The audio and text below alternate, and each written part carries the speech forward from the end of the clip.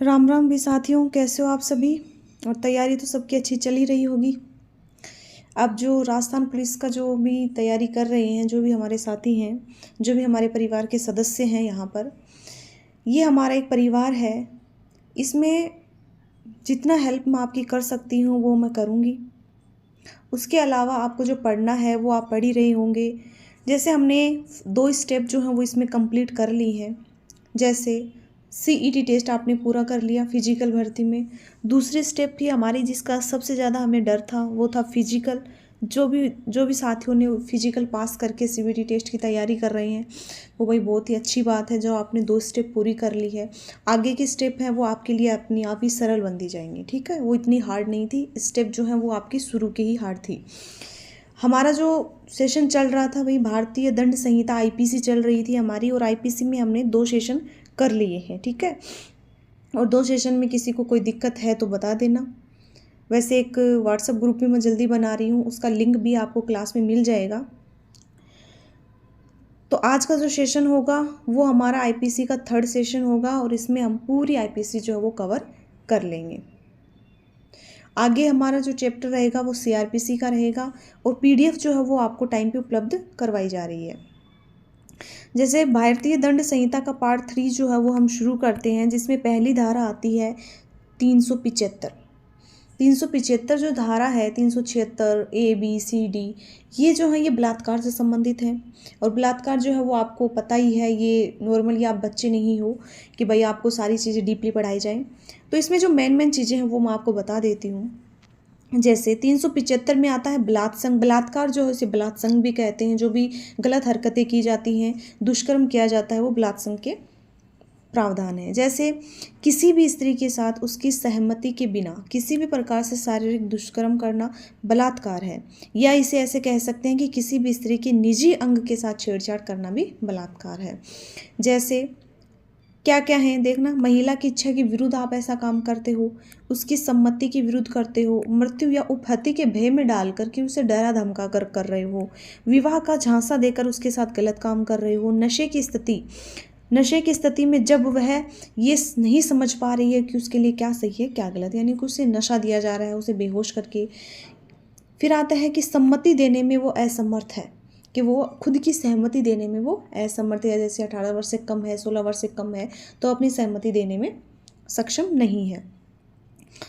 Union of India बनाम independent thought के मामले में सर्वोच्च न्यायालय ने दिनांक 11 अक्टूबर 2017 को एक फैसले में क्या बताया कि किसी भी व्यक्ति के द्वारा किसी महिला के साथ उसकी मर्जी के बिना शारीरिक संबंध बनाना, चाहे वह उसकी पत्नी ही क्यों ना हो, चाहे वह विवाहित हो या अविवाहित हो, 18 वर्ष से कम की हो, वो बलात्कार समझा जाएगा, जो उसकी मर्जी के खिलाफ बनाए जाएंगे। अगली धारा आती है 376, जिसमें बलात्कार के लिए दंड का प्रावधान है। इस धारा में तो पॉइंट दिए गए हैं भैया अलग अलग कि किस हिसाब से। देखिए कि इस धारा के अंतर्गत बलात्कार से संबंधित सभी प्रकार के दंड का प्रावधान है। किसी भी स्त्री के साथ किसी भी प्रकार से दुष्कर्म किया जाए तो ये क्या है, कानूनी अपराध है। सजा क्या है इसके लिए 10 साल का कठोर कारावास या आजीवन कारावास व जुर्माना दोनों। किसी भी पुलिस अधिकारी, दूसरी सिचुएशन आती है कि किसी भी पुलिस अधिकारी या किसी लोक सेवक, जो सरकारी सेवक होता है, या सशस्त्र बलों के सदस्य हों, सुधार गृह या अभिरक्षा के कोई भी स्थान हो, बाल संस्था के प्रबंध में किसी व्यक्ति या कर्मचारी हो, अस्पताल प्रबंध में किसी कर्मचारी या अधिकारी द्वारा, किसी नातेदार रिश्तेदार द्वारा, किसी भी सरकारी संस्था या निजी संस्था में किसी सरकारी या प्राइवेट व्यक्ति के द्वारा बलात्कार संबंधी घटना की जाती है तो वह अपराध है। इसके लिए सजा है 10 साल का कठोर कारावास व आजीवन कारावास। आजीवन कारावास में उस व्यक्ति का शेष जीवन काल होता है, और जुर्माने का प्रावधान इसके तहत किया गया है। 3rd आता है कि कोई भी व्यक्ति यदि 16 वर्ष से कम आयु की स्त्री से बलात्संग करता है तो यह कानूनन अपराध है। इसके लिए सजा का क्या प्रावधान है, 20 साल का कठोर कारावास, यानी कि 16 वर्ष से कम आयु की जो भी लड़की होती है उनके साथ ऐसा दुष्कर्म किया जाता है, उसके लिए 20 साल का कठोर कारावास और आजीवन कारावास तथा जुर्माने से। ये सभी मामले जो हैं वो संज्ञेय होंगे, वह अजमानती अपराध हैं, और इन मामलों की सुनवाई जो सेशन न्यायालय में होती है। सेशन न्यायालय, सत्र न्यायालय वो जिले में होती है। तो क्लियर है सभी को यहाँ तक। फिर आते हैं इसके पार्ट्स आते हैं भाई 376 कै। 376 कै में क्या आती है कि पीड़ित की मृत्यु या स्थायी अचेतावस्था कारित करने हेतु दंड। अचेतावस्था जैसे कोई कोमा में चला जाता है, जैसे यदि किसी स्त्री के साथ बलात्कार हो और उसकी वजह से वह स्त्री हमेशा के लिए अचेतन अवस्था में चली जाए, यानी कि वो कोमा में चली जाती है, उसकी मृत्यु हो जाती है और इसके लिए कम से कम आपको 20 वर्ष का कठोर कारावास का प्रावधान है, वो आजीवन कारावास जो शेष भाग के लिए होता है। ठीक है, या इसमें मृत्यु दंड का भी प्रावधान है भाई, या तो 20 साल का कठोर कारावास जो आजीवन कारावास होगा, या मृत्युदंड। और यह मामला जो है वो संज्ञेय व अजमानती अपराध है और इस मामले की सुनवाई भी सेशन न्यायालय में होती है। यह आती है धारा 376 कै। अगली आती है 376 कै का ही पार्ट आता है ख। ठीक है, वो तो थी 376 कै और इसमें आती है 376 कै ख। इसमें क्या है कि 12 वर्ष से कम आयु की स्त्री से बलात्संग के लिए क्या दंड है कि 12 वर्ष से कम आयु की स्त्री से बलात्संग का जो अपराध करने वाला जो व्यक्ति होगा उसे कम से कम 20 साल का कठोर कारावास जो आजीवन कारावास हो सकता है, और जिसका अर्थ उस व्यक्ति के शेष भाग तक का या मृत्युदंड का हो सकता है। यानी जो आजीवन कारावास होगा उसका शेष जीवन काल होगा वो आजीवन कारावास में बीतेगा, या उसका मृत्युदंड का प्रावधान इसमें किया गया है। अगली धारा आती है 376 ख।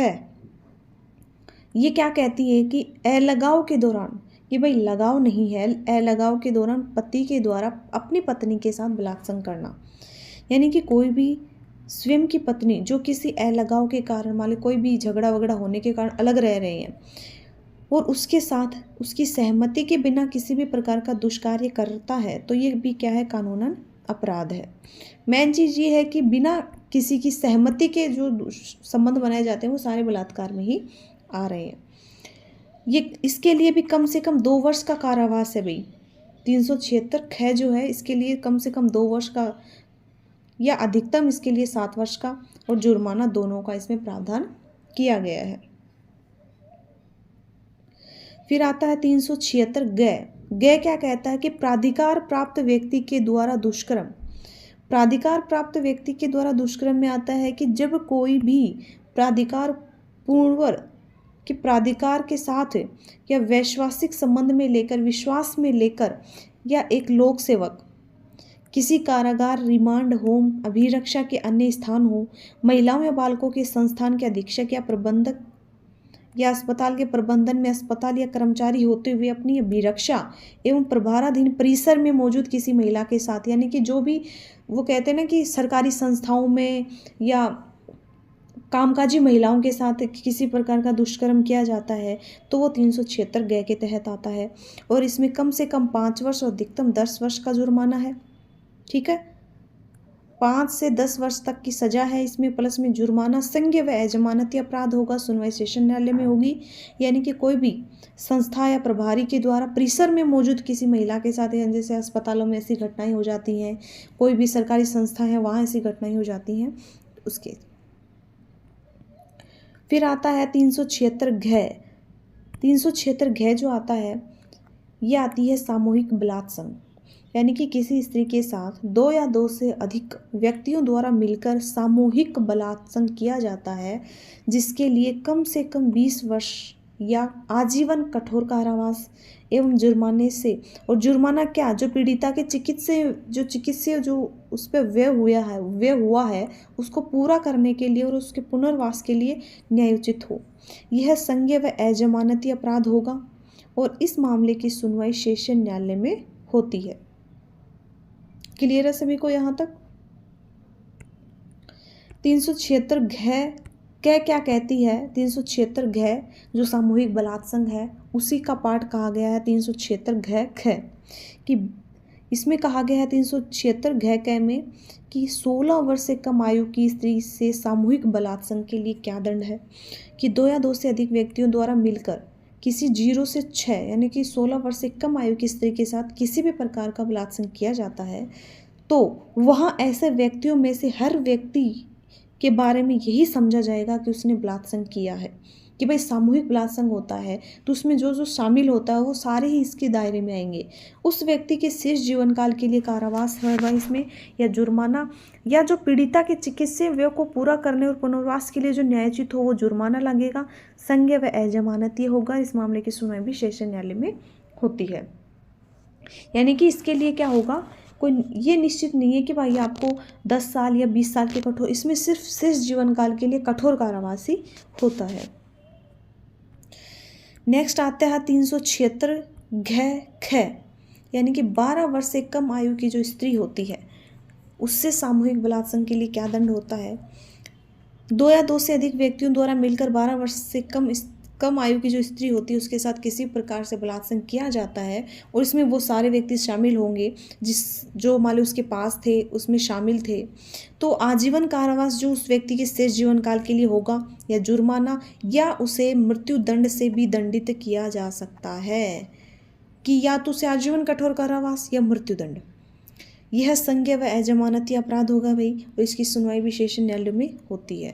तो ये जो धारा है ना भाई 376 क ख ग घ क ख, ये जो है इनके जो पार्ट्स हैं ये बहुत इंपॉर्टेंट है। इनको चाहे आप वो कहते हैं कि भाई मेरा अलग तरीका है याद करने का, कोई कहता मेरा अलग तरीका है याद करने का, तो कैसा भी हो आपका तरीका, लेकिन याद जरूर कर लेना इनको। 376 अड़े क्या कहती है कि बारंबार अपराध करने वाले व्यक्ति के लिए क्या दंड होगा, कि बार बार वो इस चीज़ को दोहरा रहा है कि ऐसा व्यक्ति जो पहले से दुष्कर्म का अपराधी है तथा उसके द्वारा दोबारा ऐसा काम किया जाता है तो वो कानूनन अपराध तो है ही। और आईपीसी की धारा 376 ए या डी के अधीन उसने दंडनीय अपराध किया था पहले में, और दोबारा उसने बलात्कार के अपराध में उसने 376 ए बी सी डी के अधीन किसी भी प्रकार के अपराध की पुनरावृत्ति उसने की है तो उसे आजीवन कारावास जो उसके शेष जीवन काल के लिए होगा या मृत्यु दंड से उसे दंडित किया जाएगा। यह संज्ञेय और अजमानती अपराध है। इस मामले की सुनवाई भी सेशन न्यायालय में होती है। एक तो याद रखना 376 की जितनी भी धाराएं हैं उसमें जैसे पहले वाली के लगभग आपको मिलेगा कि जैसे 20 साल का कठोर कारावास या फिर आजीवन कारावास, इनमें देखने को आपने देखा है कि भाई ये वाली जो धाराएं हैं, जैसे आपको सामूहिक बलात्संग देखा है तो इसमें 20 साल का कठोर कारावास है। उसके अलावा 12 वर्ष से कम आयु के 16 वर्ष से कम आयु की स्त्री के वो भी 20 साल का कठोर कारावास ही है, या आजीवन कारावास या मृत्युदंड है। अगली धारा आती है, इससे पहले आप ये चीज़ देखिए कि बलात्कार पीड़िता यदि मान लो अस्थायी या स्थायी रूप से मानसिक या शारीरिक रूप से अक्षम है अपने बयान देने में, तो वह अपना बयान जो है दुभाषियों या विशेष एजुकेटर जो होते हैं उनकी सहायता से न्यायिक मजिस्ट्रेट के समक्ष दर्ज करवा सकती है। ऐसे बयान जो है या कथन जो है इनकी वीडियोग्राफी भी की जाएगी। ये जो आता है वही CRPC की धारा 164 के अधीन आते हैं। आपको CRPC पढ़ाई जाएगी। CRPC ज़्यादा हार्ड नहीं है जितनी IPC में धाराएँ हैं, इसमें सजा का इनका प्रावधान है। CRPC में सिर्फ आपको नॉर्मली चीज़ें मिलेंगी कि कब जो भी आपने जिस भी अपराधी को गिरफ्तार किया उसको कब पेश करना चाहिए, जिसको भी हम गिरफ्तार करते हैं उसका गिरफ्तारी का सही समय क्या होना चाहिए, ये जो सारी चीज़ें हैं वो आपको CRPC में मिलेंगी। उसमें आपको कोई भी सजा वजा का प्रावधान नहीं मिलेगा, उसमें आपको ज़्यादा माथापच्ची नहीं करनी है। CRPC नॉर्मल है, ठीक है। मेन चीज़ तो IPC है जिसको आप जिस तरीके से हो याद कर लो बस। अगली धारा आती है 377 जिसमें कहा जाता है कि प्रकृति विरुद्ध अपराध, यानी कि प्रकृति के साथ छेड़छाड़। हम कहते हैं कि भाई ये प्रकृति के साथ छेड़छाड़ कर दी, कि जो कोई स्वेच्छा से किसी भी पुरुष, महिला या जानवर के साथ प्रकृति के आदेश के खिलाफ शारीरिक संबंध बनाता है तो उसे आजीवन कारावास या 10 साल का कठोर कारावास जुर्माने से दंडित किया जाएगा, जो संज्ञेय व अजमानती अपराध है। इसकी सुनवाई प्रथम वर्ग का जो मजिस्ट्रेट होता है वो करता है। यह आती है धारा 377 प्रकृति विरुद्ध अपराध। अगली धारा आती है 406। धारा 406 क्या कहती है कि आपराधिक न्यास भंग के लिए दंड, जैसे यदि कोई व्यक्ति ने किसी दूसरे व्यक्ति को विश्वास पर संपत्ति दे दी, ठीक है, और उस दूसरे व्यक्ति ने उस संपत्ति का गलत इस्तेमाल किया या किसी अन्य को बेच दिया या मांगने पर लौटाया भी नहीं, तो यह विश्वास के आपराधिक हनन का दोषी होगा और इसके लिए 3 वर्ष का कारावास व जुर्माने या दोनों से दंडित किया जाएगा। यह आती है धारा 406। धोखाधड़ी वाला मामला हो गया इसमें। फिर आती है धारा 493। धारा 493 कहती है कि विधिपूर्ण विवाह का प्रवंचना से विश्वास उत्प्रेरित करने वाले पुरुष के द्वारा कारित दुष्कर्म। अब ये जैसे ये नाम आपको कई अटपटे भी लगेंगे, लेकिन इसको अंदर से आप अच्छे से समझ लेना कि अंदर क्या कहा गया है, तो आप धारा को भी समझ जाओगे। यानी कि किसी महिला से धोखे से, जो उसके साथ कानूनी रूप से विवाहित नहीं है, यानी कि उसके साथ कानूनी रूप से उसका विवाह नहीं हुआ है, फिर भी उसे विश्वास दिलाकर कि भाई मेरा तुम्हारे साथ विवाह हो चुका है, तो वह उससे के साथ क्या है कि गलत संबंध बनाता है किसी स्त्री के साथ विश्वास में लेकर कि भाई हमारा विवाह हो चुका है, लेकिन उनका विवाह नहीं हुआ है, तो उसे 10 वर्ष का कठोर कारावास व जुर्माने से दंडित किया जाएगा, जो संज्ञेय व जमानती अपराध होगा भाई, और इसकी सुनवाई प्रथम वर्ग का मजिस्ट्रेट करता है।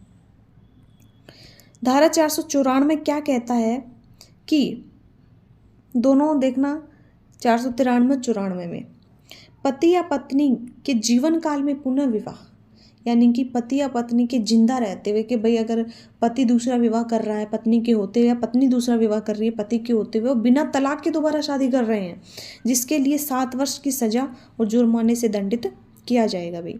संज्ञेय व जमानती अपराध होगा, सुनवाई प्रथम वर्ग का मजिस्ट्रेट करता है। धारा 495 क्या कहती है कि जो भी कोई पूर्ववर्ती धारा जो है, जो अभी आपको बताई थी 494 कि पति या पत्नी के जीवन काल में पुनः विवाह, पूर्ववर्ती धारा में परिभाषित जो अपराध है वो अपने पूर्व विवाह की बात उस व्यक्ति जिससे आगामी विवाह किया जाना है, मान लीजिए जिससे विवाह होने वाला है, उससे छिपाना कि भाई मेरा पहले विवाह हो चुका है। तो जो छिपाकर ऐसा विवाह करता है उसके लिए भी 1 वर्ष का कारावास और इसे बढ़ाकर 10 साल भी किया जा सकता है और जुर्माने से दंडित किया जाएगा। संज्ञेय व जमानती अपराध होगा, सुनवाई प्रथम वर्ग का मजिस्ट्रेट करता है। यह आती धारा 495। 496 क्या कहती है? 496 भाई जैसे इतनी इम्पोर्टेंट है नहीं, वो मैंने इसमें ली भी नहीं, मैं बता देती हूँ। 496 में क्या है कि वही कि भाई विधिपूर्ण विवाह नहीं होता है, भाई 7 फेरे नहीं लेना, तो उसके बिना वो कपटपूर्ण विवाह कर्म कर लेता है कि भाई गलत संबंध बना लेता है, तो वो ऊपर वाली धारा से ही मेल खाता हुआ था। तो इसमें ऐसा कुछ नहीं है, इसके लिए भी 7 वर्ष का कारावास ही है। ठीक है, अगली धारा आती है जारकर्म। अब जारकर्म जैसे अटपटा सा शब्द लग रहा है, तो जारकर्म वैसे तो क्या होता है, जैसे निकृष्ट आचरण करना किसी के साथ, व्यभिचार का दोषी होता है, जैसे वो गलती मान लो ये कहते हैं ना कि गलती होता है किसी के साथ संबंध बनाना पति की सहमति के बिना, या उसको पता है कि ये किसी की पत्नी है। देखियो जिसको पढ़ो फिर समझ में आ जाएगा। जैसे जो भी कोई ऐसी महिला के साथ जो किसी अन्य पुरुष की पत्नी है और जिसका किसी अन्य पुरुष की पत्नी होना वह जानता है, बिना उसकी पति की सहमति से वो शारीरिक संबंध बना रहा है, जो कि बलात्कार के अपराध की श्रेणी में तो नहीं आ रहा कि भाई वो बलात्कार है, क्योंकि वो शायद उसकी पत्नी की सहमति से बन रहे हैं, लेकिन वह जारकर्म का दोषी है, क्योंकि एक निकृष्ट आचरण हो जाता है किसी वही शादीशुदा पत्नी के साथ ऐसे संबंध बनाना। इसके लिए भी आपको 5 वर्ष का कारावास से जुर्माने से दंडित किया जाएगा, जो संज्ञेय व जमानती होगा। इसकी सुनवाई भी प्रथम वर्ग के मजिस्ट्रेट द्वारा की जाती है। धारा 498 क्या कहती है कि विवाहिता स्त्री को, कि जो भी विवाहिता स्त्री है उसको आपराधिक आशय से बहला फुसला कर ले जाना या उसे निरुद्ध कर लेना कि भाई नज़रबंद सा कर लेना, उसके लिए क्या है कि जो कोई किसी दूसरे पुरुष की पत्नी को विवाह के उद्देश्य से बहला फुसला कर ले जाता है, अपहरण कर लेता है और उसके साथ शारीरिक संबंध बनाता है, जो क्या है कानूनी अपराध है, और जिसके लिए 2 वर्ष का कारावास या जुर्माने से दंडित किया जाएगा, और यह संज्ञेय व जमानती होगा। सुनवाई प्रथम वर्ग मजिस्ट्रेट करता है। 498 की धारा क्या कहती है कि किसी स्त्री के पति या नातेदार के द्वारा उसके प्रति क्रूरता दिखाना, कि भाई पति के अलावा, कि भाई पति तो करता ही करता है, उसके रिश्तेदारों द्वारा पत्नी के साथ क्रूरता की जाती है, गलत किया जाता है। जैसे किसी स्त्री को उसके पति या नातेदार द्वारा शारीरिक उत्पीड़न या मानसिक उत्पीड़न किया जाता है, उसके मानसिक डिस्टर्ब किया जाता है, तो उसके लिए भी 3 वर्ष की सजा और जुर्माने का प्रावधान किया गया है। यह आती है 498 कै। संज्ञेय व जमानती है, सुनवाई प्रथम वर्ग मजिस्ट्रेट करता है। धारा 507 आती है क्या कि अज्ञात संचार के द्वारा आपराधिक धमकी, आपराधिक अभित्राश करना, कि भाई किसी को बार बार धमकियाँ मिल रही हैं और वो उस चीज़ को छुपा रहा है, वो आता है 507 में। जैसे जो भी कोई गुमनाम संचार के द्वारा आपराधिक धमकी का अपराध कर रहा है, और या जिस व्यक्ति को गलत धमकी मिल रही है कि भाई धमकियाँ उसको मिल रही हैं, उसके बाद भी वो उसका नाम निवास छिपा रहा है, वो वाली पुलिस की सहायता नहीं कर रहा है इस चीज़ में, तो उसके लिए भी क्या है, 2 वर्ष का कारावास की सज़ा का प्रावधान है। कि उसमें पुलिस को भटकाया जा रहा है कि भाई ये आपको पता है कि ये अपराध है, फिर भी आप इसको छिपा रहे हो।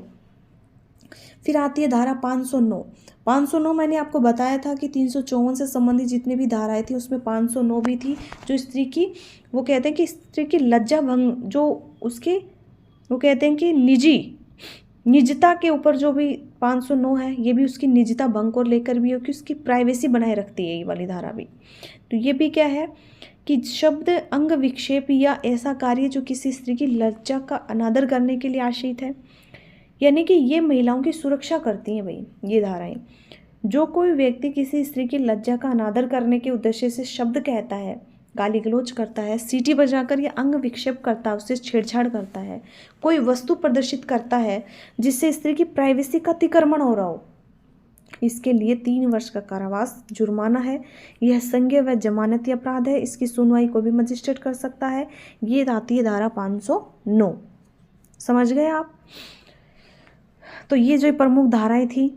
इसके अलावा भारतीय दंड संहिता जो है, इसमें संशोधित अधिनियम जो है 2018 में कुछ प्रावधान किए गए थे, जो मैंने पीछे आपको वैसे पढ़ा भी दिए हैं, लेकिन इनको अलग से देख लो। जैसे बलात्कार की परिभाषा जो है उसको व्यापक बनाते हुए इसके लिए सख्त सजा का प्रावधान किया गया है। इसमें 12 वर्ष से कम आयु की किसी लड़की के साथ बलात्कार के मामले में न्यूनतम 20 वर्ष का कारावास या मृत्युदंड का प्रावधान रखा गया है।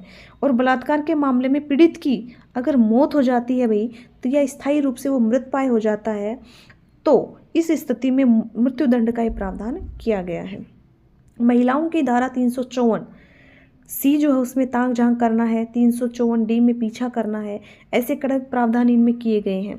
और ऐसे मामले में पहली बार अगर वो गलती करता है तो उसको जमानती रखा जाता है कि चलो ठीक है, इसने ऐसी गलती कर दी, इसको 1-2 मौका और देते हैं। लेकिन दोबारा वो ऐसी गलती करता ना, तो उसको भाई गैर जमानती कहा गया, यानी कि उसे जमानत इसमें नहीं मिल सकती। ठीक है, ये चीज़ आप ध्यान रख लेना। ये जो है भाई आपकी मेरी तरफ से आपकी आईपीसी कंप्लीट हो चुकी है। आईपीसी में भारतीय दंड संहिता में मैंने आपको पार्ट 1, 2 और 3 करवा दिए हैं। पार्ट 2 जो है उसकी जो क्लास है वो आपको दी जा चुकी है। उसमें आपको 362 की जो धारा थी उसमें मैंने सज़ा नहीं बताई थी, तो वो मैंने टेलीग्राम पर डाल दिया है, वो आप देख लेना।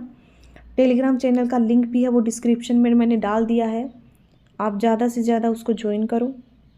कोई भी दिक्कत आती है भाई वो आप कमेंट किया करो, और जल्दी आपको एक व्हाट्सएप ग्रुप भी मिल जाएगा जिसमें आपको नॉर्मली कोई भी प्रॉब्लम हो वो आप शेयर कर सकते हो अपने सब्जेक्ट से लेकर। ठीक है, तो ये है आईपीसी कंप्लीट हो चुकी है। अगली हमारी होगी सीआरपीसी। ठीक है, सीआरपीसी जो है वो आती है दंड प्रक्रिया संहिता 1973। दंड प्रक्रिया संहिता 1973 जो है वो हम पढ़ेंगे भाई। ठीक है, तो ये जो सेशन था वो हमारा कंप्लीट हो गया है। किसी को कोई दिक्कत हो तो बता देना। वैसे पढ़ना तो देखो पड़ेगा ही, क्योंकि वो कहते हैं कि हमने जब पैर उठा ही लिया है भाई, जब हमने सोच लिया है कि ये काम हमें करना है, तो उसमें क्या हमारे लिए हार्ड, क्या हमारे लिए सरल, इससे भी हार्ड टॉपिक पढ़ रहे हैं हम। तो आपको पता है कि पुलिस का जो सिलेबस है वो इतना विस्तृत हो चुका है कि आरएस को फेल कर रहा है। समझ रहे हो ना आप? आज के टाइम पे पुलिस की नौकरी पाना इतना आसान नहीं है जितना हम पहले कहते थे पुलिस में लग जा, पुलिस तो ऐसे ही है। तो भाई लग के दिखाओ फिर पुलिस में। इसके भी काफ़ी स्टेप कर दिए, इसको भी हार्ड कर दिया गया है, 12वीं बेस इसको कर दिया गया है। तो आप जो है इसको हल्के में नहीं लें, अच्छे से तैयारी करें।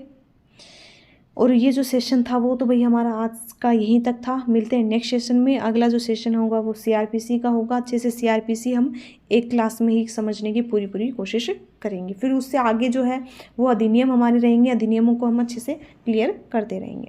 ठीक है, ओके।